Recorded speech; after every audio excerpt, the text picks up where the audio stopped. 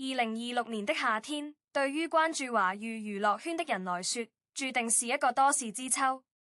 如果說謝賢老爺子的離世是香港電影黃金時代落幕的一聲沉重嘆息，那麼緊隨其後，關於其子謝霆鋒情感貴觸的漫天傳聞，則像是一場被驟然點燃的輿論大火，迅速吞噬了所有理性的聲音。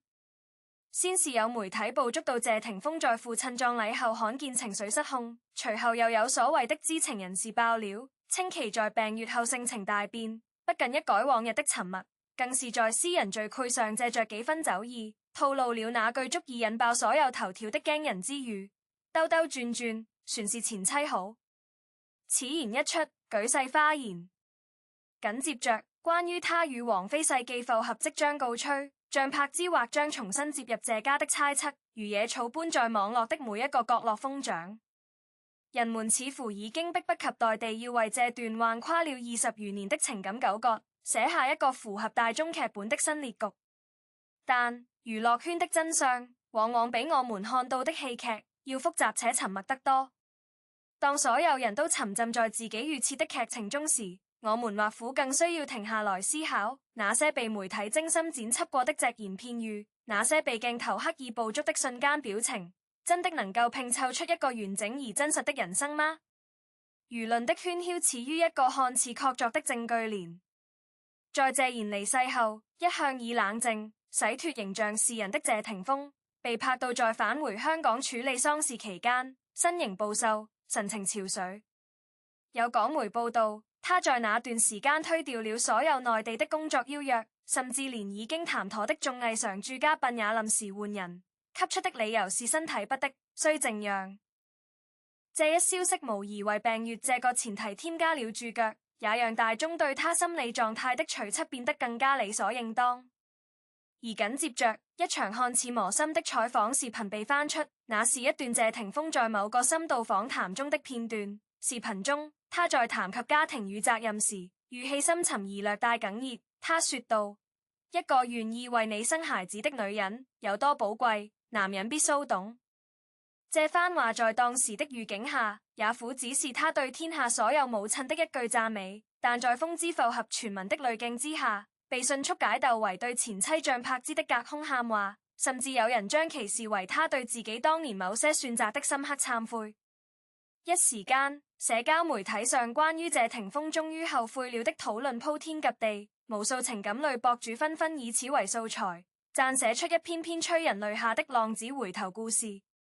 更有甚者，將謝霆鋒妹妹謝婷婷在2026年7月底的一次公開受訪內容無限放大。謝婷婷面對鏡頭，毫不避諱地稱讚像柏之她是個好老婆，對謝霆鋒很好，對我也很好。這番話出自謝家至親之口，其分量之重，仿佛瞬間為風之復合的傳聞合上了一枚官方認證的印章。人們在轉發這段採訪時，幾乎都刻意忽略了謝婷婷緊接着所說的那句，但最重要的是，他們都把孩子的感受放在第一位，而是將焦點牢牢鎖定在好老婆這3個極具煽動性的字眼上。反觀另一邊，作為謝霆鋒現任女友的王菲，在謝賢離世這一重大節點上的表現，卻被解讀為冷淡與置身事外。她沒有公開發表任何悼念文字，社交賬號一如既往地保持靜默，甚至被一些媒體形容為仿佛這場喪事與她毫無關係。兩相比較之下，大眾的情感天平開始不受控制地傾斜。一個顧家、念舊，在脆弱時回歸傳統的謝霆鋒形象，和一個特立獨行，不被世俗禮教束縛的王菲形象，被尖銳地對立起來，擺在了輿論的審判席上。人們熱衷於討論，是不是經歷過生死與病痛，男人的基因裡終究會渴望家庭的溫暖？是不是年過半百的王菲，依然無法給予謝霆鋒那種世俗的安穩感？這些猜測聽起來邏輯通順，甚至帶着幾分宿命論的悲情色彩，但他們最大的漏洞在於，將複雜的人性簡化為了一道非此即彼的選擇題，仿佛一個人若念及前妻的好，就必然意味着對現任的背叛。然而，如果我們將視線從這些充滿煽動性的標題上移開，去審視那些被選擇性忽略的細節，就佢發現一個截然不同的敘事。2026年6月底，也就是在謝賢離世前不久，謝霆鋒在西安結束個人巡演後，被拍到與王菲十指緊扣現身機場。畫面中的兩人雖然都戴着口罩，但步調一致，眼神交匯時的松弛與默契，絕非一對感情破裂的情侶所能偽裝。王菲甚至連續2晚都坐在包廂內為男友打氣，被拍到跟着哼唱兩人的定情曲《玉蝴蝶》。這樣的畫面，在兩人復合的12年間並非孤例。王菲雖然從不公開談論感情，但她用行動證明了自己的存在。她與謝霆鋒復合後，從未炒作，不接情侶商務，卻拒在對方演唱會時低調坐在角落，也拒在對方需要支持時悄然陪伴，哪怕只是遞上一瓶水、一個眼神。這種不動聲色的陪伴，恰恰是謝霆鋒在歷經喧囂後最需要的東西。他們之間的感情早已脫離了年輕時那種轟轟烈烈的激情，轉而變成了一種更為內斂、彼此心照不宣的靈魂依存。至於謝賢離世後王菲的沉默，在另一種解讀視角下，恰恰是他對謝霆鋒最大的尊重與保護。熟悉二人相處模式的人都知道，王菲與謝霆鋒復合10餘年，始終未有辦理結婚登記。在法律意義上，他並非謝家人式。在傳統中法觀念中，他的身份其實頗為微妙。以王菲的性情，他若此時跳出來發長文悼念，反而卻引嚟越俎代庖的非議，將喪事的焦點模糊成娛樂圈的八卦，這絕不是他想要的結果。他不發聲，是不願在自趁離世的悲痛時刻，給媒體提供任何製造噱頭的素材。他選擇在私下默默陪伴，是給謝霆鋒留下一個可以卸下所有防備，不必面對公眾審視的私人空間。這種不響，在成年人的世界裏，是極高段位的共情與智慧。同樣，關於謝霆鋒誇讚前妻的言論，若我們去看完整的預警，佢發現他更多是在強調作為父親的責任，以及將柏芝作為孩子母親不可替代的角色。他在採訪中明確表示，孩子的幸福排第一。過去翻篇，這更像是一種歷經歲月後的和解與體面，而非舊情復燃的信號。一個成熟的男人能夠坦然承認前妻的好，恰恰說明他已經放下了過往的愛恨糾葛，不再被情緒裹挾。這反而是一個人心理健康、情感健全的標誌。至於謝婷婷的誇獎，像柏芝與謝家保持良好關係，更多是為了孩子的健康成長和良好的家庭氛圍。這恰恰是成熟人格的體現，而非為哥哥的再婚鋪路。將親情之間的互相認可曲解為政治聯姻般的復合信號，未免太過狹隘。更值得玩味的是，就在網絡上關於王菲被甩的傳聞甚囂塵上之時，謝霆鋒在2026年8月8日王菲生日當天的表現，給所有言之鑿鑿的猜測潑了一盆冷水。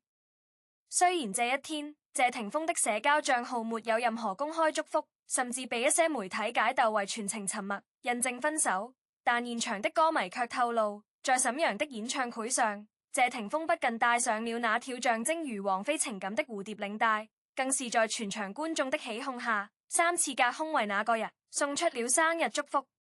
他沒有提名字，但所有人都知道是誰。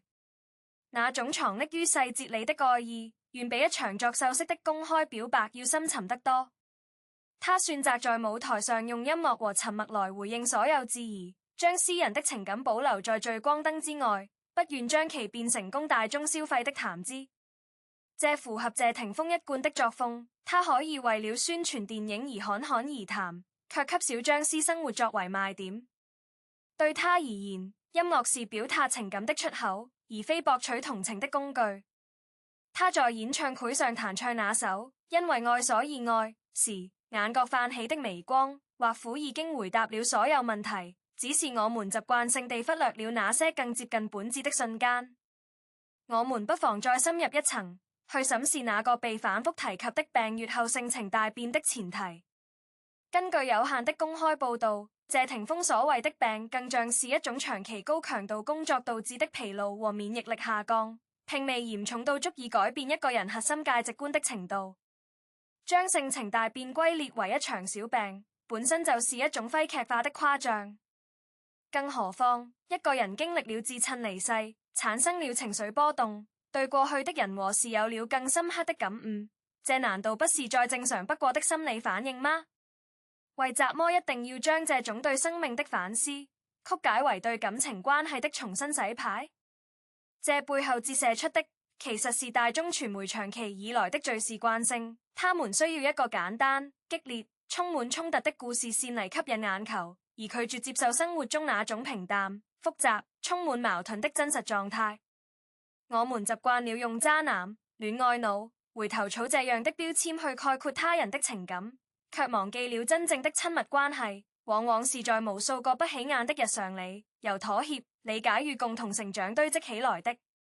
回望謝霆鋒、王菲、張柏芝三人這20餘年的交集，其中交織的早已不僅僅是簡單的愛恨情仇。謝霆鋒與張柏芝共同養育了兩個兒子，無論婚姻是否存續，他們之間的紐帶永遠不會斷裂。那種共同經歷過風雨、共同面對過家族巨變的戰友般的情誼，是任何後來者都無法替代的。但這並不意味着他必須回到那段婚姻中去。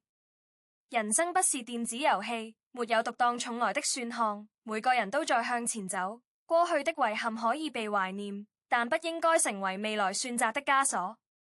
而謝霆鋒與王菲之間，則是一種更為罕見的靈魂共鳴。他們相識於微時，分開於成長，又重逢於各自的成熟期。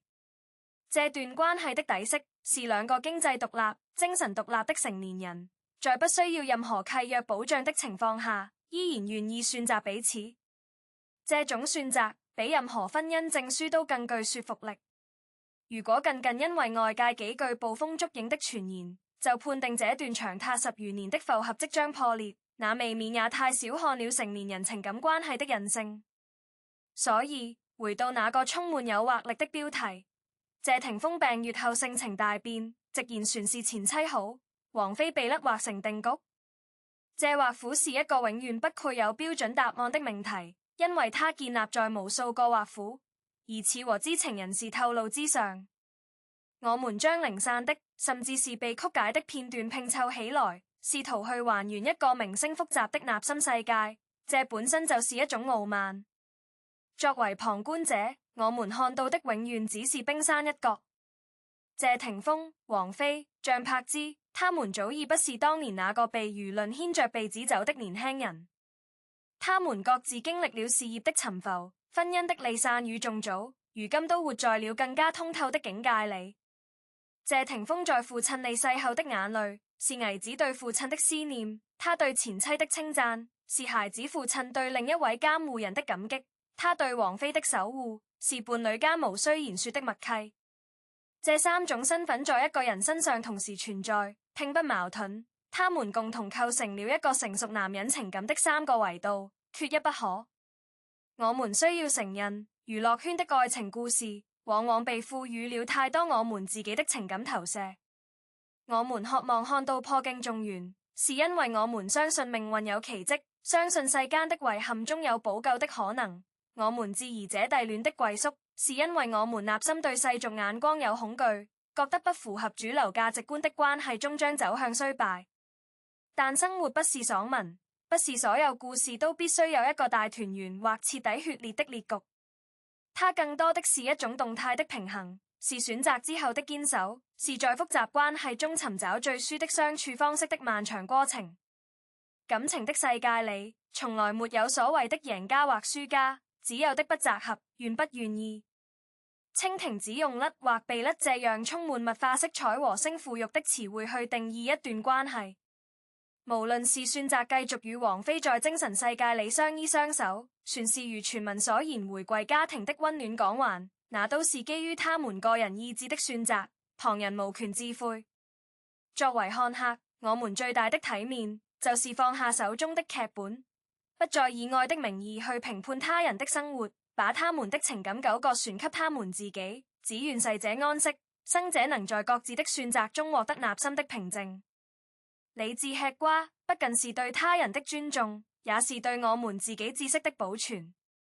在這個喧囂的時代，保持一份冷靜與善意，比追逐八卦本身更需要勇氣。最終，我想以一段300字的中立性發言嚟結束這篇冗長的探討。